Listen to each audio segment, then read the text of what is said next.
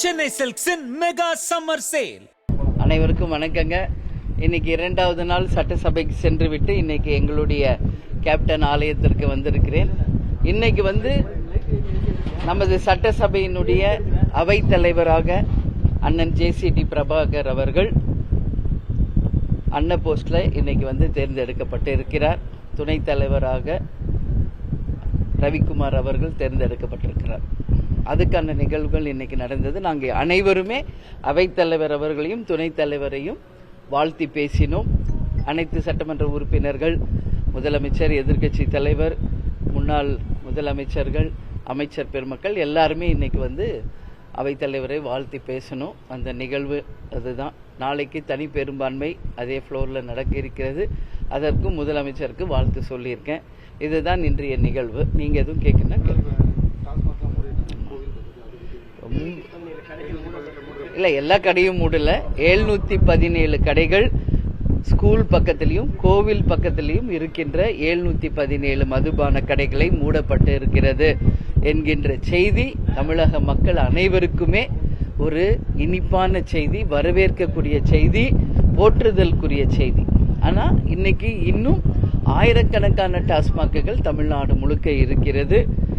Step by step எல்லாமே கண்டிப்பாக குறைக்கப்பட்டு போதை இல்லாத ஒரு தமிழ்நாடை தான் தேசிய முற்போக்கு திராவிட கழகமும் எங்கள் நிறுவன தலைவர், எங்கள் அன்பு தலைவர் கேப்டன் அவர்களும் அதை தான் வலியுறுத்தினார். அதுதான் எங்களுடைய வழி. எனவே போதையில்லா ஒரு தமிழகம் நிச்சயம் உருவாக வேண்டும். அதே போல பெண்களுக்காக ஒரு அதிரடிப்படையை இன்னைக்கு அறிவிச்சிருக்காங்க. அதுவும் ஒட்டுமொத்த தமிழ்நாட்டில் இருக்கிற பெண்களுக்கு பாதுகாப்பை உறுதி செய்ய வேண்டும் என்பது ஒரு பெண் தலைவராக என்னுடைய கோரிக்கை. நிச்சயம் அது நடக்க வேண்டும் என்பதையும் இந்த நேரத்தில் கேட்டுக்கொள்கிறேன்.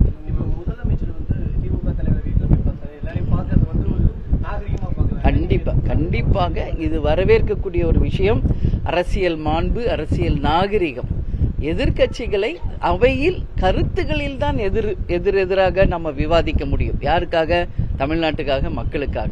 எதிர்கட்சிகளை எதிரி கட்சிகளாக நினைக்காமல் நட்பு பாராட்டிய முதல்வர் அன்பு தம்பி விஜய் அவர்களுக்கு தேமுதிக சார்பாக, கேப்டன் சார்பாக நாங்கள் எங்களுடைய வாழ்த்துக்களை தெரிவித்துக் கொள்கிறோம். இந்த மாண்பு எல்லாராலையுமே கடைபிடிக்க வேண்டும். அதுதான் அது கட்டாயம் பாராட்டுக்குரிய ஒரு விஷயம்.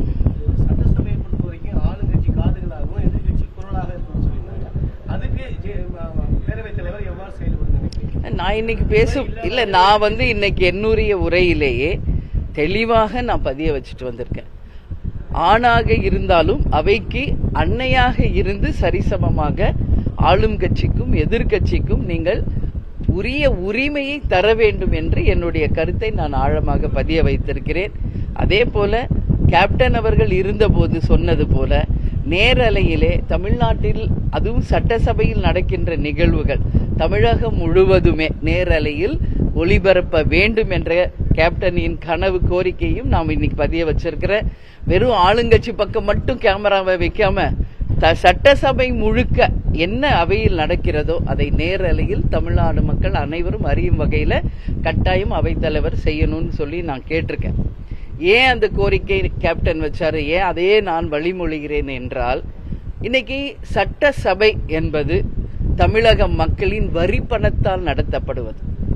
எனவே தமிழக மக்களுக்கு இந்த அவையில் என்ன நடக்கிறது என்பது கட்டாயம் தெரியணும். அதனால தான் இன்னைக்கு கேப்டன் அவர்கள் சொன்ன வழியில நானும் நேரலையில் சட்டசபையில் நடக்கும் நிகழ்வுகள் தமிழகம் முழுவதும் எதுவும் எடிட் செய்யாம ஒருதலை பட்சமாக இல்லாமல் நிச்சயமாக காண்பிக்கணும் என்ற கோரிக்கையை நான் வைத்திருக்கிறேன். நிச்சயமாக அவைத் தலைவர் அவர்கள் அதை செய்வார் என்று நம்புகிறேன்.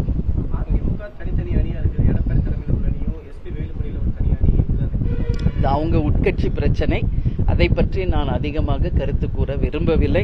ஏன்னா ஒரு கட்சிக்கு ஒரு நிலைப்பாடு இருக்கு. எனவே அதை பற்றிய கருத்துக்களை நீங்க அவங்க கிட்ட தான் கேட்கணும்.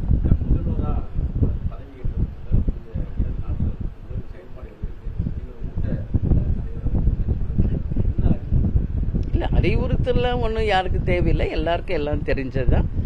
நான் இன்னைக்கு தேமுதிகவின் பொதுச் செயலாளராக, கேப்டன் ஒரு எதிர்கட்சி தலைவராக அங்கே செயல்பட்டதன் விளைவா நான் சபையில் நான் வந்து இன்றைய முதல்வர் அன்பு தம்பி விஜய் அவர்கள் நேற்று பதவியேற்றிருக்கிறார். இன்னைக்கு அவை முனைவரை தேர்ந்தெடுத்திருக்கிறோம். அன்னைக்கு ஃபர்ஸ்ட் டேவே அவர் வந்து 3 வாக்குறுதிகளை நிறைவேற்றும் வண்ணம் கையெழுத்திட்டிருக்கிறார். இன்றைக்கு காலையிலேயே அதை செயல்படுத்தும் வகையில் 714-17 மதுக்கடைகளை மூடி இருக்கிறாங்க அப்படின்றது ஒரு மகிழ்ச்சியான ஒரு முன்னெடுப்பு தான்.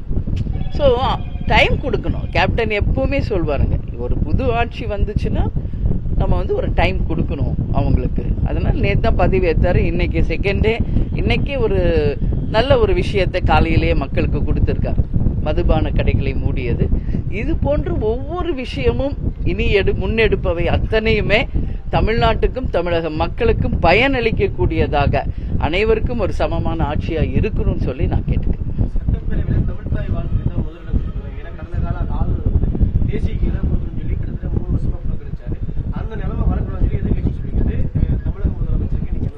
இன்னைக்கு என்னுடைய குரல் தான் அதை முதலில் பதிய வச்சது. சட்டசபையில் எனக்கு பேச வாய்ப்பு கிடைக்குமோ நான் தான் அந்த கோரிக்கையை முதலில் பதிய வச்சேன். இது தமிழ்நாடு, தமிழகம். எனவே இங்கு தமிழுக்கு தான் முன்னுரிமை. எனவே அரசு நிகழ்வுகள் எதுவாக இருந்தாலும், அது சட்டசபையாக இருந்தாலும் தமிழ்நாடு முழுக்க நடக்கின்ற எந்த அரசு நிகழ்வாக இருந்தாலும் அதற்கு முதல் தமிழ்தாய் வாழ்த்துக்கு தான் முதல் முன்னுரிமை தரணும். அதற்கு பிறகுதான் தேசிய கீதம் மற்றவை என்பதை நான் இன்னைக்கு என்னுடைய உரையிலேயே அவையிலேயே இதை பதிய வைத்திருக்கிறேன். இதையே தான் எதிர்க்கட்சி தலைவர் அன்பு தம்பி உதயாநிதி அவர்களும் தன்னுடைய உரையிலே சொல்லி இருக்கிறார். நிச்சயமாக அதை ஆளும் கட்சியை சேர்ந்த இன்றைய முதல்வர் விஜய் அவர்கள் அதை ஃபாலோ பண்ணணும், அவைத்தலைவர் அவர்களும் அதை ஃபாலோ பண்ணணும் என்று தேமுதிக சார்பாக நான் வலியுறுத்தி கேட்டுக்கொள்கிறேன். ஆமாங்க, அதுக்கு இன்னைக்கே நான் சொல்லிட்டு வந்துட்டேன். அவையிலேயே நான் சொல்லிட்டு வந்திருக்கேன். நாளை தனி பெரும்பான்மையை நிரூபிக்கின்ற நாள். நிச்சயமாக எங்கள் தம்பி விஜய் அவர்கள் தனி பெரும்பான்மையை நிரூபித்து சிறந்த ஆட்சியை தமிழ்நாட்டுக்கும் மக்களுக்கும் நடத்த வேண்டும் என்று என் வாழ்த்துக்களை இன்னைக்கு நான் பதிய வச்சுட்டு வந்திருக்கேன். எனவே நாளை பார்ப்போம் என்ன நடக்கிறது என்பது அரசியலில் நாளை என்பதே ரொம்ப லாங்னு ஒரு கருத்து இருக்கு. So we will see tomorrow. Okay, சரி, இன்னும் எங்களுக்கு நியூஸ் வரலீங்க, வந்தா நாங்கள் சொல்றோம். ஓகே, நன்றி நன்றி ரொம்ப சந்தோஷம். வாழ்த்துக்கள். அனைவருக்குமே ரொம்ப நன்றி.